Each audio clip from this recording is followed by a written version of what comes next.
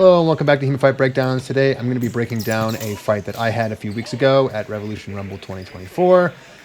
against someone who I had never fenced before and who I had never actually met before, but who ultimately ended up beating me. And they beat me by utilizing what I would consider a really good execution of shooting the point or Scheitelhaus or basically direct attacks that I had a very hard time defending against. So I'm going to review every one of the exchanges, though warning there are a lot of them. And I think there are a lot of really cool adaptations that happen in here, even though it came down to a final exchange sort of scenario. So the first exchange isn't particularly interesting, but it is indicative of the kind of distance that we're going to be seeing throughout the fight. Namely, my opponent will come in with a pretty good amount of commitment, though in this particular case they miss a little bit and undercut to my hands, which I pull back on and respond by, unfortunately, flatting him on the top of the head, though I do still get my points.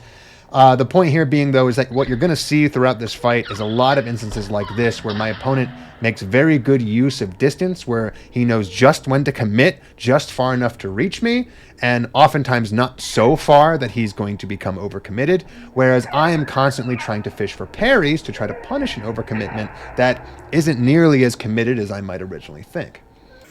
The next exchange shows a successful parry this time, where my opponent once again commits in very far, and if you watch the footage, gets very, very dangerously close to hitting me on the hand. I look like I get a little bit lucky here in that my crossguard does just enough of a job of protecting my outside line, but it was very, very close and could have easily gone over the top into my forearm. But regardless, I get the parry, I immediately go into his Zverka on the offside. And one thing I want to point out here is just how close my opponent gets to parrying that Zverka that I threw.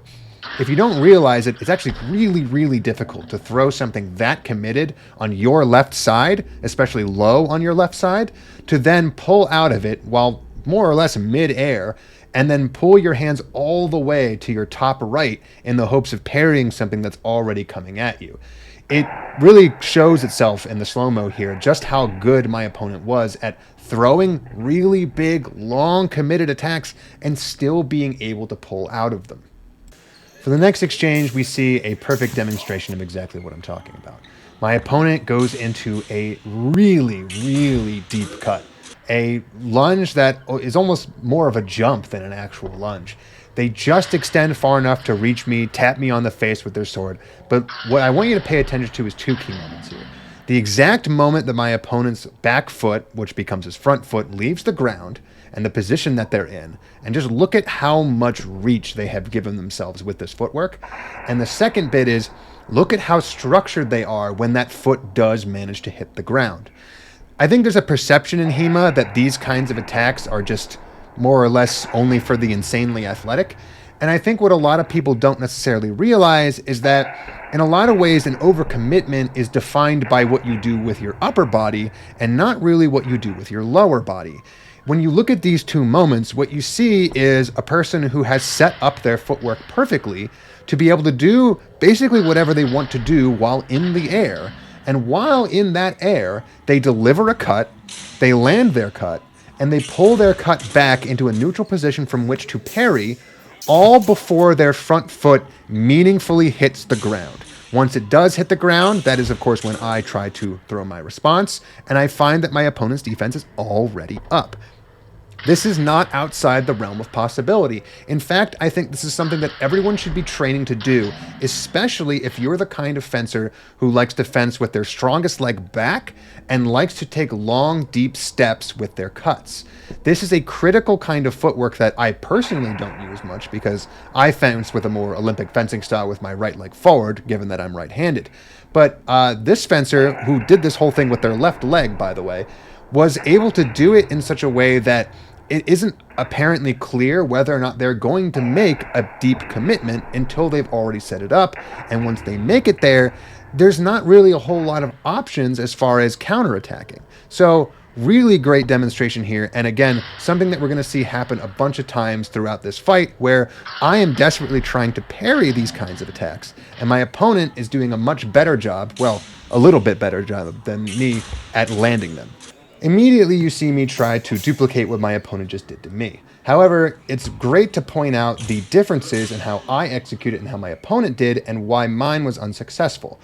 When you look at the previous exchange, my opponent did a great job of shuffling their back foot up into an appropriate position so they could gain more than a little bit of extra range when they were going to do their big step before they did the step at all. If you watch me, I don't bring my back foot up nearly as much, which means I don't really get nearly as much distance out of it, and I can't meaningfully reach my opponent. The other key difference is, if you go back and watch, my opponent does a great job of bringing their front foot forward so that they have something stable to land on when they do land and can thus put up their defense. And if you watch me, you'll see that I kind of launch my upper body forward and let it drag my feet behind me, so much so that when I do land, I'm still kind of stumbling forward. I don't have a stable position or a stable front foot to land on, and so I don't have as great of a defense when I land, and so my opponent hits me immediately back.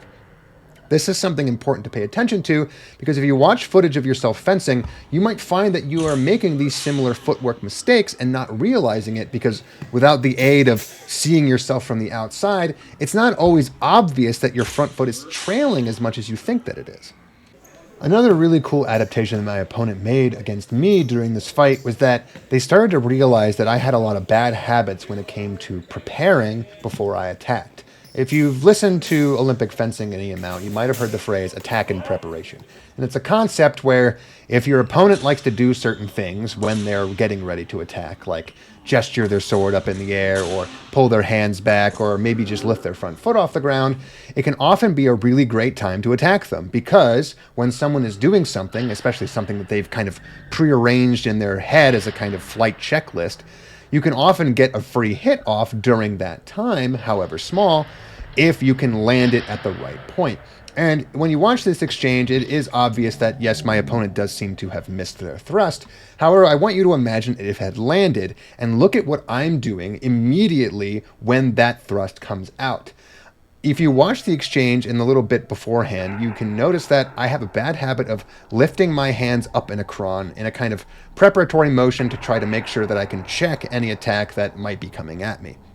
And it's a bad habit. And it's a bad habit that my opponent picks up on, because the second time, when I do start doing that again, you'll notice that that is exactly when my opponent starts to thrust. Now, again, they do miss, but if they had landed that, they would have landed it in a situation where I would have been doing something pretty useless with my sword, and they would have stabbed me. Now, if they had been able to wind that thrust into a situation where they could defend themselves, they actually might have been able to make in time to defend themselves from my afterblow. Now, of course, this was a rule set where attack got priority, and that might have been why my opponent didn't really do much to try to wind out of it. Also, given that they missed, they ended up in a situation where their hands were kind of tied up in a situation where they couldn't defend at all. So,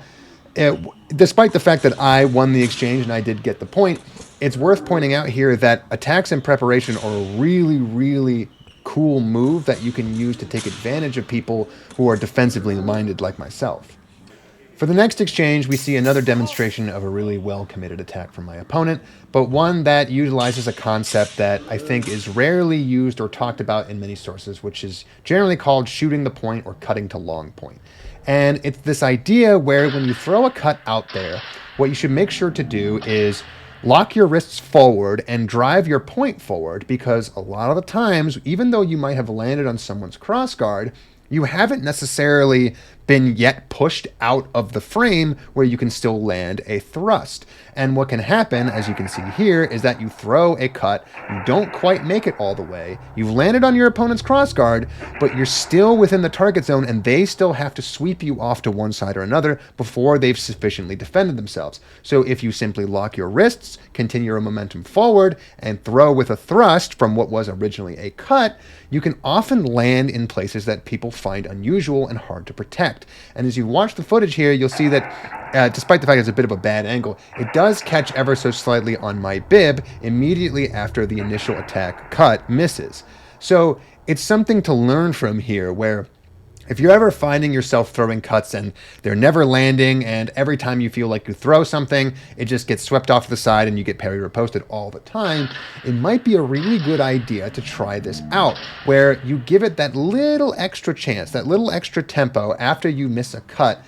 to make your opponent really shore up their defenses, because you'll find that a lot of people don't put that extra little effort once something hits their crossguard, and they, like me, have a pre-programmed response. As soon as they feel something hit their crossguard, they immediately start going into their counterattack, even though they haven't completely protected themselves yet.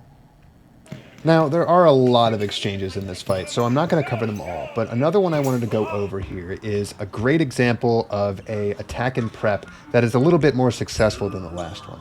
When we watch this one, we see the exact same kind of pattern play out. We're changing our distance a lot, we're getting a little bit closer and closer to each other, and then right as I'm about to attack, I do my telltale move of I raise my tip. And there's really not a good reason for it other than it allows me to try to, I think, anticipatorily block something that might just be coming in, and then to try to just work my way out of it. It's kind of like a version of a stepping parry, I guess, but where there's nothing to parry. And my opponent takes good advantage of it by thrusting directly into my arms. Now, this was a much better example of an attack and prep, although it was another one in which my opponent was unable to properly protect themselves afterwards. And I think that's primarily because their stab to my hands inadvertently ended up being a kind of low stab to my, belly area. And if there's any advice I would have is that if you want to start trying to use attack and preps, make sure to throw cuts to the hands rather than any kind of thrust, because thrusts, as I've talked about in other videos, require a much more commitment than cuts do, and they are much harder to pull out of even if they're successful, and especially if they're unsuccessful, because they require your hands to extend far further forward than they really need to. As you see here, my opponent stabbed my hands, and then his blade continued to pass past my hands, which meant that when he did try to wind his blade out of there in order to protect himself, his sword was stuck in my hands, meaning that he had no option but to just get hit in the head. Now, in a right-of-way tournament, there's no problem with this, but in an afterblow tournament, this is really, really dangerous because if you don't manage to hit the body with your thrust, you're leaving your head open for an afterblow. So if this was a cut to the hands from the outside or the inside, doesn't really matter, it would have been far more likely that my opponent could have simply pulled their sword back into a more neutral position and could have, windshield wipered it from left to right or right to left in order to protect their head. It still might not have ended up working out, but it's always better to make sure that when you're doing an attack and prep, you have your fail-safe in mind, because attack and preps are very dangerous in any afterblow rule set because, they're preparing to attack, and if you don't have an answer for that afterblow, well, you're probably just going to get hit. Now, I would feel bad if I was doing this whole video and I didn't once demonstrate an example of myself doing a bit of an attack and prep. But I use a slightly different technique to throw my attacks in preparation, and I use a shield how, or a sort of flat 45-degree angle shield how that I like to use to dispel people from coming at me aggressively. And in this particular case, it seemed to work pretty okay.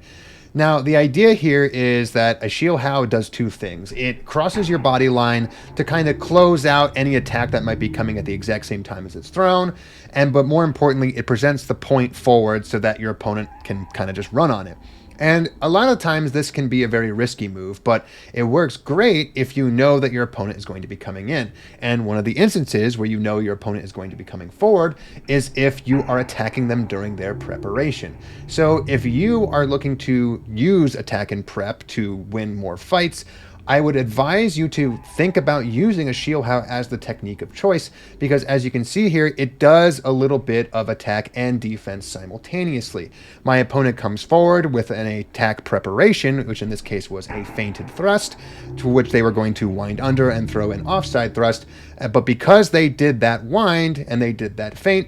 I was able to throw my shield how across my body line. It closed off the line that my opponent luckily was winding into, which means they didn't have any real available targets. I landed my attack first, I landed my attack clean, and then the resulting bind that we kind of were in for a little bit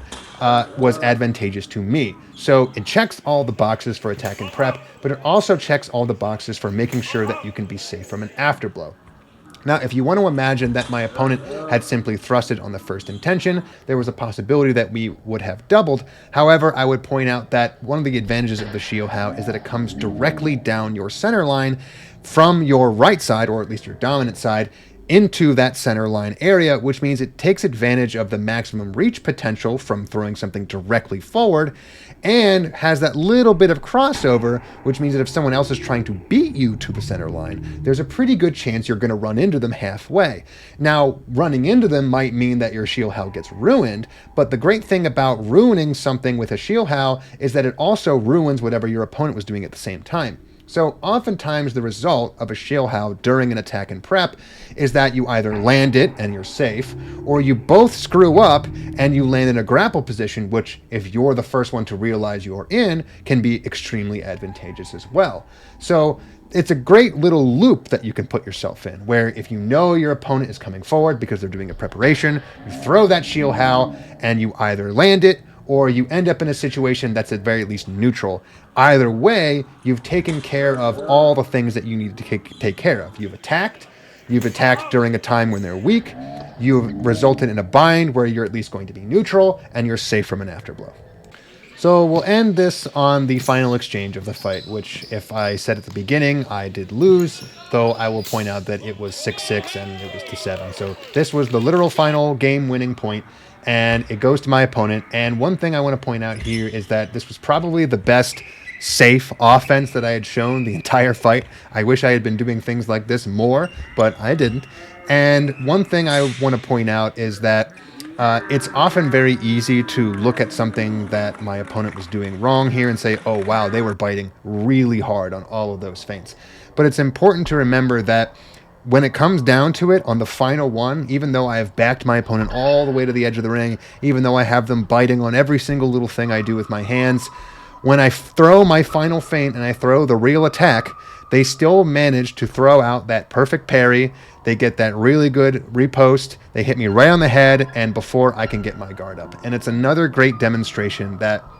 just because something looks a little weird or a little unbalanced or a little bit goofy in the lower body doesn't mean that the upper body is necessarily out of sorts. You can be doing a lot of really kooky, crazy things with your feet and still be able to pull off exactly what you need to pull off with your hands. And if there's anything I learned from this fight, it's that just because someone looks like they might be overcommitted, either going forwards or backwards, doesn't mean that they're necessarily vulnerable. And if I had learned that a little earlier on, maybe I wouldn't have lost, but I did not, and I did lose. So if you think that attacking in preparation is something that only Olympic fencers do and they're wrong and it only saves you in right of way, well, go ahead and rant about it in the comments. But if not, I will be putting out 2 videos a week now, so you have more things to get mad about.